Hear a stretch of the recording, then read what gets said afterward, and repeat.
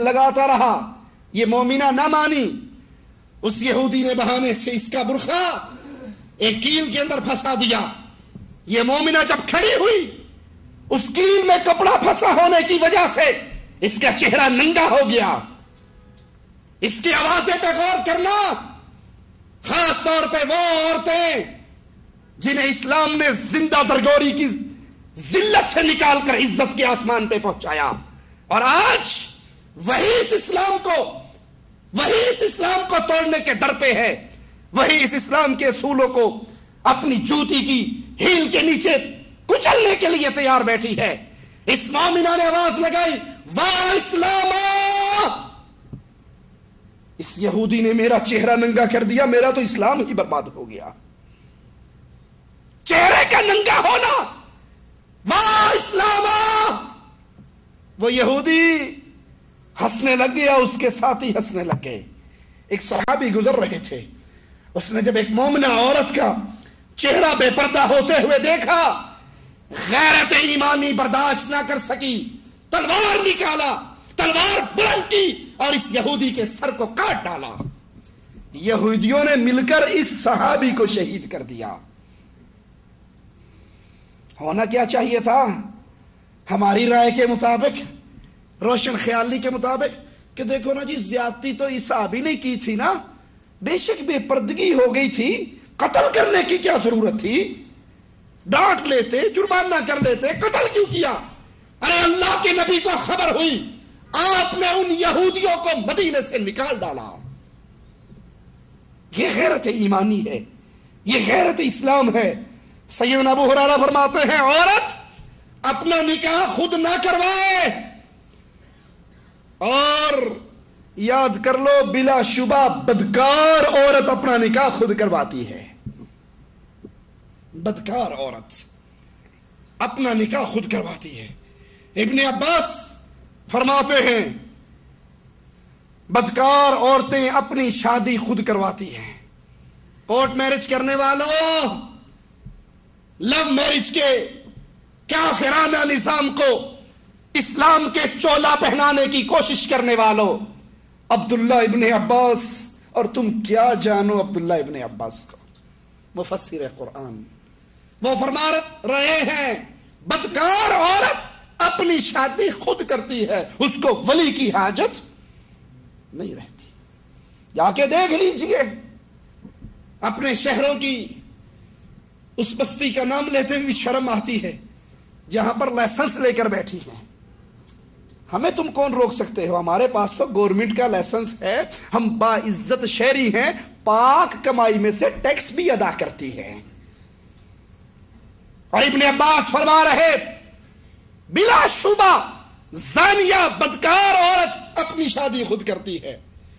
امام عبد الرزاق نے عمر بن دینار سے روایت نقل کی، کہا ابو امامہ کی بیٹی نے بنو بکر قبیلہ کی ایک عورت کی شادی کنانہ سے کروا دی۔ القمہ عمر بن عبدالعزیز رحمہ اللہ کو خط لکھتے ہیں کہ میں اس کا ولی ہوں اور اس کا نکاح میری اجازت کے بغیر ہوا ہے، کسی اور نے کروایا ہے، مجھ سے اجازت نہیں مانگی گئی، ولی میں ہوں، میری اجازت کے بغیر نکاح ہوا ہے۔ عمر بن عبدالعزیز رحمہ اللہ نے اس نکاح کو ختم کروا دیا، حالانکہ یہ عورت اور مرد آپس میں ازدواجی تعلقات قائم کر چکے تھے، لیکن یہ نکاح برقرار نہیں رہا۔ کیوں؟ یہ نکاح شریعت محمدیہ کے خلاف ہوا۔ اسلام نے عورت کو، بیٹی کو بڑا مقام عطا کیا ہے۔ اس کے اندر ایک شق یہ بھی ہے، اگر تم ہدیہ دینے لگو تو بیٹی اور بیٹے کو برابر ہدیہ دو۔ یہ نہیں کہ بیٹے پر تو دل کھول کے خرچ کرو اور جب معاملہ بیٹی کا آئے تو پھر اپنی مٹھی کو بند کر لو۔ شریعت میں ہدیہ دیتے ہوئے بیٹی اور بیٹا ان دونوں کے درمیان انصاف کرنے کا حکم ہے۔ بخاری و مسلم میں ہے، ایک صحابی نے اپنے بیٹے کو ہدیہ دیا، پھر اللہ کے رسول صلی اللہ علیہ وسلم کے پاس آئے اور کہا اللہ کے نبی، میں نے اپنے بیٹے کو ہدیہ دیا ہے، میں آپ کو اس پر گواہ بنانا چاہتا ہوں۔ آپ کا سوال، آپ نے پوچھا تو نے اپنی اولاد میں سے سب کو برابر برابر دیا ہے؟ جو اس کو دیا وہی اپنی باقی اولاد کو دیا؟ اولاد میں بیٹے اور بیٹیاں ہیں۔ جو تو نے اس کو ہدیہ دیا باقی اولاد کو بھی تو نے وہی دیا؟ وہ کہنے لگے نہیں اللہ کے نبی صلی اللہ علیہ وسلم، میں نے باقیوں کو نہیں دیا، میں نے صرف اسی بیٹے کو دیا۔ تو امام الانبیاء علیہ السلام نے فرمایا فاتقوا اللہ وعدلوا بین اولادکم، اللہ سے ڈرو، اپنی اولاد کے درمیان عدل اور انصاف کرو۔ اگر تم کسی کو ہدیہ دینا چاہو، جو بیٹے کو دو وہی باقی بیٹوں کو دو اور وہی بیٹی کو بھی دو۔ اسی طرح اسلام زمانہ جاہلیت کی اس بد رسم کو توڑتا ہے کہ اس دور میں بیٹی کو وراثت میں سے حصہ نہیں ملتا تھا، اسلام نے بیٹی کا حصہ باقاعدہ وراثت میں رکھا ہے۔ اب سوچئے، ان احادیث کو، آیات کو اپنے سامنے رکھیے اور اپنے اپنے گریبانوں میں منہ ڈالیے، ہم دین محمد پر ہیں یا جاہلیت کے دور کے دین پر ہیں؟ ہم مرنے سے پہلے کوشش ہوتی ہے ڈوکھا لاجوا تے سارا کچھ ہی پترا نو دے جاواں، کیوں؟ یہ میرا ایک مربع زمین میرے بیٹوں کو ملے گی، میری نسل میں باقی رہے گی، میرے بیٹوں سے تو میری نسل چلتی ہے، اور اگر بیٹی نے لے لی تو وہ بیٹی تو کسی اور کی نسل چل رہی ہے، تو میرے گھر سے نکل کر کسی اور کے گھر میں چلے گی۔ یہ زمین تجھے رب نے دی ہے یا تو اپنی ماں کے پیٹ سے لے کر آیا ہے؟ اگر یہ مال تجھے رب نے دیا ہے تو بیٹی کا حق بھی رب نے رکھا ہے۔ آئیے قرآن حکیم کی آیت پہ غور کیجئے۔ مالک فرماتا ہے یوصیکم اللہ فی اولادکم للذکر مثل حظ الانثیین، اللہ تعالی تمہیں تمہاری اولاد کے بارے میں تاکیدی حکم دیتا ہے، مرد کے لیے 2 عورتوں کے حصے کے برابر حصہ ہے۔ جو وراثت 2 عورتوں کو ملے گی وہ 1 مرد کو ملے گی۔ اللہ نے عورتوں کا حق رکھا اور عورتوں کے حق کو پیمانہ اور ترازو بنایا۔ اس آیت میں جاہلیت کی اس بد رسم کے بطلان کا اعلان ہے۔ جہاں عورتوں کو حصہ نہیں ملتا تھا، ہمارے ہاں بھی حصہ دینے سے پہلے جی اسی نو جہیز تے 2 ٹرک بھر کے دیتے نے، ہن حصہ کیڑے گل مانگ دیے؟ جہیز اگر تو نے اس کو دیا کوئی اسلامی عمل تو نہیں کیا، یہ بھی ہندوؤں کے طریقے پہ ہی چلا۔ ارے یہ تو ہندوؤں کا دین ہے کہ وہ بیٹی کو شادی کے موقع پہ جہیز دیتے ہیں، جس کو ہندی زبان میں کنیا دان کہا جاتا ہے، اور وراثت میں سے ہندو اپنی بیٹی کو کوئی حصہ نہیں دیتے۔ شریعت اسلامیہ گھر کی ساری ذمہ داری مرد کے اوپر ڈالتی ہے۔ یہ جہیز مرد کے ذمے ہے، عورت کے ذمے نہیں، لیکن عورت کو جو حق ملنا ہے وہ وراثت میں سے ہے۔ اللہ تمہیں حکم دیتا ہے کہ تم اپنے لڑکوں کو اتنا حصہ دو، 2 لڑکیوں کو جتنا ملنا ہے وہ 1 لڑکے کو۔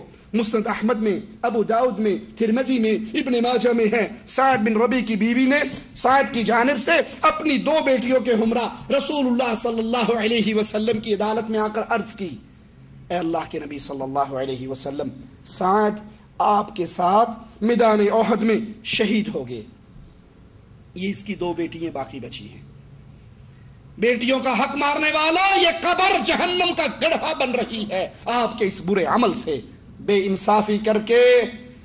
اچھا عجیب بات ہے، سمجھ نہیں آتی کہ آپ بیٹی کا حق چھین کے اپنے بیٹوں کو دے کر مر گئے، آپ دے بھی اس لمحات میں رہے ہیں جب سانس اکھڑنے لگی ہے۔ کتنے بیٹے ہیں جو افسوس کرتے جی ساڈا پیو تے چنگا بھلا ہی مر گیا۔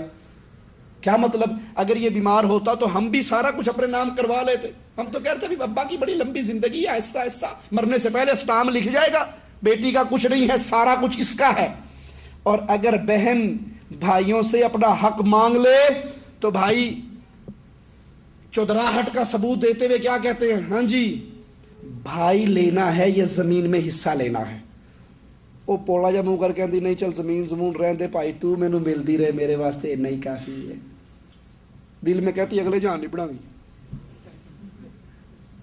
یہ زمین اللہ نے اس کا حق رکھا ہے، اور یہ کہتا ہے نہیں اگر زمین لوگی تو بھائی کٹ جائے گا۔ تجھے بھائی پیارا ہے یا زمین پیاری ہے؟ تجھے کیا پیارا ہے؟ کہ اللہ کے نبی ساتھ جنگ احد میں آپ کے ساتھ شہید ہو گئے، یہ 2 اس کی بیٹیاں، اور اس کے بھائی نے، ان بیٹیوں کے چچا نے سارا مال جو سعد نے چھوڑا تھا اس پہ قبضہ کر لیا۔ اب مجھے بتائیے ان کا نکاح کیسے کروں گی؟ ان کے نکاح پہ تو مال کی ضرورت ہے۔ آپ نے فرمایا اللہ تعالیٰ تمہارے بارے میں فیصلہ نازل کرے گا، خاموش رہو۔ میراث کی آیت نازل ہوئی، اللہ کے نبی صلی اللہ علیہ وسلم نے سعد کے بھائی کو پیغام بھیجا، بچیوں کے چچا کو پیغام بھیجا کہ سعد کی 2 بیٹیوں کو 2/3 مال دو، ان کی ماں کو 8واں حصہ دو، اور جو باقی بچے وہ تمہارے لیے، سارے پہ قبضہ۔ بیٹیوں کا حق اللہ نے رکھا ہے، 2/3 بیٹیوں کو دے دو، 8واں حصہ ماں کو دے دو، اور جو بچ جائے وہ تیرا ہے۔ مالک نے وراثت کی تقسیم کے سلسلے میں اپنے احکامات میں تاکید کے لیے اپنے فرمان کی ابتدا میں کیا کہا؟ یوصیکم اللہ۔ آئیے اس آیت کے بارے میں مفسرین کیا فرماتے ہیں سنتے ہیں۔ یوصیکم سے مراد یہ ہے کہ اللہ تعالیٰ تم پہ فرض کر رہا ہے، دے دو ٹھیک، نہ دے دو کوئی حرج نہیں، یہ اللہ تم پہ فرض کر رہا ہے۔ دوسرا قول یہ ہے وہ تمہیں حکم دیتا ہے اور تمہارے ذمے لگاتا ہے، یہ تمہاری ذمہ داری ہے کام کرنا۔ تیسرا قول مفسرین کا یہ ہے، اے گروہ والدین، تمہاری اولاد تمہارے پاس امانت ہے، اللہ نے تمہیں ان کی دینی دنیاوی مصلحتوں کا نگہبان مقرر کیا، بس والدین کے ہاں موجود اولاد کے متعلق وصیت کی جاتی ہے، وہ اس وصیت پہ عمل کرے تو ان کے لیے بہت بڑا ثواب ہے، اور اگر انہوں نے اس وصیت پہ عمل نہ کیا، بیٹیوں کو حق دینے والی وصیت، اللہ کی فرض ہونے کے آرڈر کو نہ مانا، سارا کچھ بچوں کے نام ہی لگا دیا، تو پھر یاد کر لو ان کے لیے شدید وعید ہے اور وہ سزا کے مستحق ہیں۔ مالک فرماتا ہے للذکر مثل حظ الانثیین، لڑکے کو 2 عورتوں کے برابر ملے۔ اس آیت میں اللہ نے مرد اور عورت کے حصے کو بیان کیا، اور بیان کرتے ہوئے عورت کے حصے کو معیار بنایا، ترازو پیمانہ معیار عورت کے حق اور اس کے حصے کو بنایا۔ اور زمانہ جاہلیت میں جو رسم تھی اس کا انکار فرمایا۔ وراثت کی تقسیم کے متعلق احکامات بیان کرنے کے بعد مالک فرماتا ہے آباؤکم وابناؤکم لا تدرون ایہم اقرب لکم نفعا، تمہارے باپ یا تمہارے بیٹے، تم نہیں جانتے تمہارے لیے قیامت کے دن کون زیادہ فائدہ مند ہوگا، کون کیسا نکلے گا، تمہیں اس کا علم نہیں۔ جب تمہیں اس کا علم نہیں تو پھر اپنی طرف سے اللہ کے رکھے ہوئے حقوق کے اندر تبدیلی نہ کرو، مالک نے جس کا جو حق رکھا ہے اس کو عطا کر دو۔ اور پھر مالک فرماتا ہے فریضۃ من اللہ، یہ اللہ کی طرف سے یہ حصے جو مقرر کردہ ہیں، یہ اللہ کی طرف سے مقرر کردہ ہیں۔ جب یہ اللہ نے مقرر کیے تو پھر کائنات میں کسی کو یہ اتھارٹی نہیں ہے وہ اللہ کے مقرر کردہ حصوں کو تبدیل کر ڈالے۔ آیت کریمہ کے اختتام پر مالک فرماتا ہے ان اللہ کان علیما حکیما، بے شک اللہ ہمیشہ سے سب کچھ جاننے والا، کمال حکمت والا ہے۔ اس میں حکمت کیا ہے؟ یعنی وراثت کی تقسیم کے متعلق احکامات صادر کرنے والا اللہ اپنے بندوں کے حال جانتا ہے، اور کس کو کیا ملنا چاہیے اس کا علم اللہ کو ہے، اور اللہ نے یہ احکامات اسی بنیاد پہ نازل کیے ہیں، کس کا کیا حق ہے، جو حق اللہ بہتر سمجھتا تھا وہ عطا کر دیا۔ جو اللہ کا علم کامل ہے، ہمارا علم ناقص ہے، تم کسی کا حق مار کے کسی کو دو کہ یہ زیادہ میرا ہے، مالک کہتا تمہیں نہیں پتا قیامت کے دن زیادہ فائدہ تمہیں کس سے ہونے والا ہے۔ بخاری و مسلم میں سیدنا سعد بن ابی وقاص رضی اللہ عنہ کا واقعہ موجود ہے۔ وہ کہتے ہیں میں مکہ میں شدید بیمار ہوا، اور بہت شدید بیمار ہوا، یہاں تک کہ میں موت کے قریب پہنچ گیا۔ تو اللہ کے نبی میری عیادت کے لیے آئے، میں نے کہا اللہ کے حبیب علیہ الصلوۃ والسلام